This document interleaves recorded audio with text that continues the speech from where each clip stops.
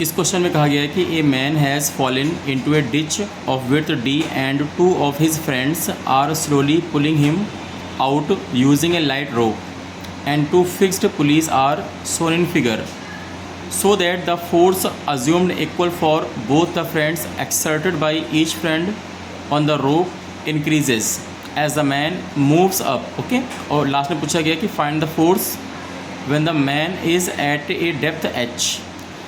आइए इसको समझते हैं। कोई क्वेश्चन में क्या कहा गया था कि यहाँ पे एक डायग्राम बना हुआ है जिसमें ये हमारा पर्सन है जो कि क्या है, यहाँ पे ये दो स्ट्रिंग से क्या हुआ है, ये कहीं ना कहीं बंधा हुआ है। ठीक है, अब इसकी दो फ्रेंड्स हैं, ये क्या कर रहे हैं, ये सेम फोर्स से खींच रहे हैं। मान लेते हैं इसका अगर फोर्स इधर F मान लो, तो ऐसे ही आपको यहाँ पे F फोर्स दिखाना है कि दोनों फोर्स क्या है, सेम टू सेम लग रहे हैं, जिससे पर्सन क्या है कि ऊपर की तरफ मूव कर रहे हैं।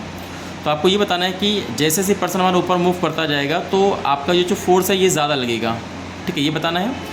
और दूसरा ये बताना है कि अगर पर्सन इस समय यहाँ पे देखिए, ये आपको देखें पुलिस से लेकर के यहाँ तक का जो आपको ये डेप्थ दिया है, देखिए h के बराबर दिया है। तो आपसे कह रहा है अगर इस समय पर्सन यहाँ पे है तो बताना है कि यहाँ पे उस पर कितना यहाँ पे फोर्स लग रहा है, यानी कि समय पर्टिकुलर इस कंडीशन पे फोर्स लगाना है कि जब वो पर्सन यहाँ पे है।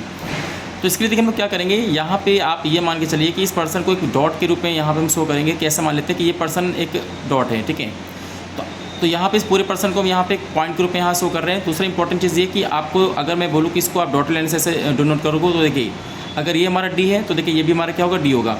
अब इसको आप यहाँ पे इसके दो इक्वल पार्ट तोड़ दीजिए आप ऐसे। ठीक है, पर्सन को मैंने यहाँ पे दो इक्वल पार्ट तोड़ दिए। अब इसमें से किसी एक को आप एंगल थीटा मान लीजिए, तो कन्फर्म बगल वाला भी एंगल क्या होगा, थीटा होगा, क्योंकि यहाँ पे पूरी तरीके से सिमेट्री आपको दिखाई दे रही है। तो आपको पता है कि अगर हम किसी भी स्ट्रिंग को अगर हम स्ट्रेच करते हैं, खींचते हैं, तो पक्का स्ट्रिंग में टेंशन आ जाता है। तो आपको देखो टेंशन कितना आएगा, जो भी आपने फोर्स अप्लाई किया वही इसमें टेंशन बन के आ जाएगा। तो मैं इस फोर्स को टेंशन के फॉर्म में दिखाता हूँ कि देखिए यहाँ पे स्ट्रिंग में टेंशन टी दिखा दीजिए, तो पक्का यह भी आपको टेंशन टी दिखा देना है। और ये जो टेंशन है देखिए फोर्स के बराबर होगा। ठीक है, यानी टी बराबर आप सीधे कह सकते हैं कि एफ के इक्वल आपको देखने को मिलेगा। अब इंपॉर्टेंट चीज़ यहाँ पे क्या देखिए, इंपॉर्टेंट चीज़ ये कि जो आपने टेंशन यहाँ पे दिखाया है, क्योंकि ये हमारी स्ट्रिंग वर्टिकल नहीं है बल्कि किसी ने एंगल पे है, वर्टिकल से एंगल थीटा बना रही है। तो इसको आप दो कंपोनेंट तोड़ेंगे तो इसका आपका एंगल की तरफ ऊपर क्या कंपोनेंट आएगा, टी कॉस थीटा। तो आप इसको दिखा सकते हैं कि ऊपर की तरफ क्या आएगा, देखिए टी कॉस थीटा यहाँ पे आएगा, और जबकि इधर क्या आएगा देखिए टी साइन थीटा।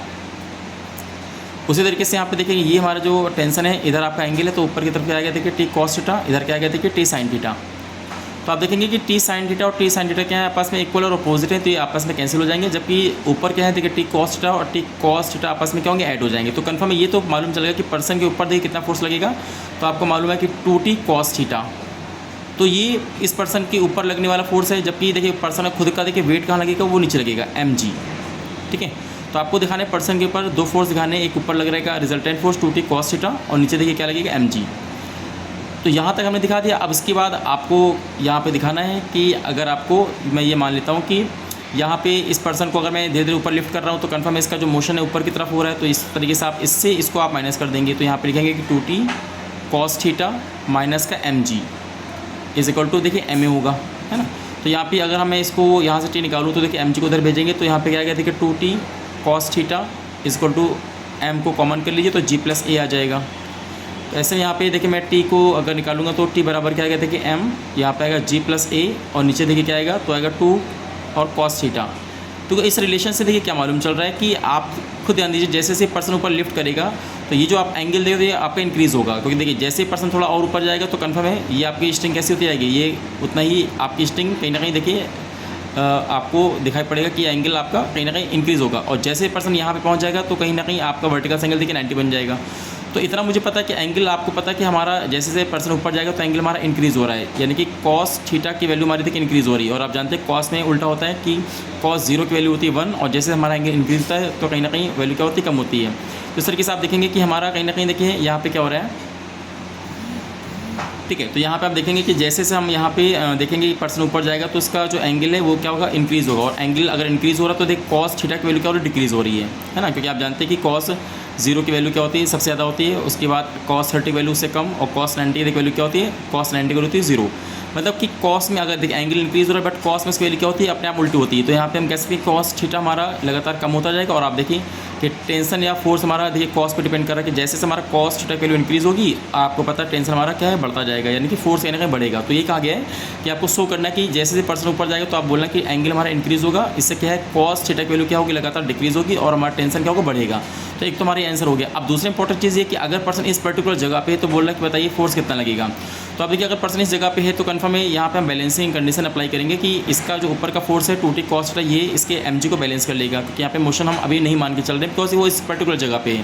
तो इसी फॉर्मूले में देखिए आप एक को जीरो कर दीजिए, तो यहाँ पे अगर देखेंगे तो हमारा या तो इसको आप देख लीजिए कि इस फॉर्मूले में तो 2t cos थीटा माइनस का mg बराबर में जीरो कर दीजिए। तो यहाँ पे लिखेंगे कि 2t cos थीटा माइनस का mg is equal to zero, या फिर कह सकते हैं कि 2t cos थीटा बराबर में mg।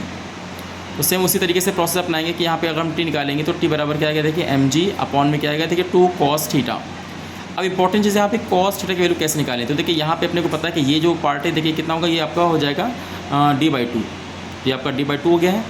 और देखिए इसकी हाइट कितनी है, आपको h दिया है, तो कहीं ना कहीं आप हाइपोटेनस निकाल सकते हैं। कैसे निकालेंगे, देखिए अंडर रूट यहाँ पे अगर हाइपोटेनस निकालेंगे तो ये हो जाएगा h² और प्लस d²/4, ठीक है, क्योंकि आपको देखिए d/2 ये दिया हुआ, ये आपको h दिया, तो आप हाइपोटेनस निकाल सकते हैं। इससे आप एंगल निकालेंगे तो आप जानते हैं कॉस, यहाँ पे mg कॉपी करिए कि यहाँ पे mg आएगा और यहाँ पे देखिए 2 लिखेंगे। कॉस का मतलब जानते हैं क्या होता है, बेस अपॉन हाइपोटेनस। तो इस एंगल को देखते हो आपका बेस कितना, देखिए h है, क्योंकि हाइट आपकी h दिया है, तो यहाँ पे आप h लिखेंगे और अपॉन में देखिए क्या करेंगे, अपॉन में आपको हाइपोटेनस, तो हाइपोटेनस क्या है देखिए अंडर रूट कहीं ना कहीं क्या हो जाएगा h² और प्लस d²/4। तो क्योंकि ये आपका मेन डिवीज़न था, इसके नीचे फिर से डिवीज़न आया हुआ, तो ये पार्ट आपको ऊपर चला जाएगा। तो आप ये कह सकते हैं यहाँ पे mg लिखेंगे और इसके बगल में देखिए आ जाएगा अंडर रूट h² और प्लस d²/4 आ जाएगा।